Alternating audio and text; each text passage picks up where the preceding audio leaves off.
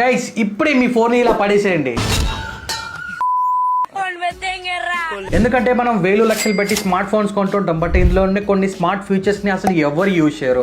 అవేంటో మీకు చెప్తాను. చెప్పు. అయితే ముందుగా ఈ రీల్ సేవ్ చేసుకొని పేజ్ కి కొత్త వస్తే ఫాలో కొట్టండి. ఫస్ట్ ఫీచర్ వచ్చేసరికి సెట్టింగ్స్ ని ఓపెన్ చేయి. ఇక్కడ స్మార్ట్ మ్యూట్ అని సెర్చ్ చేస్తే ఇక్కడ స్మార్ట్ ఆన్సర్ అని ఒక సెట్టింగ్ వస్తుంది, దీన్ని ఆన్ చేసుకోండి.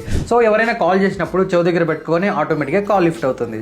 ఈ మాత్రం హింట్ ఇస్తే చాలు చెల్లరగిపోతారు.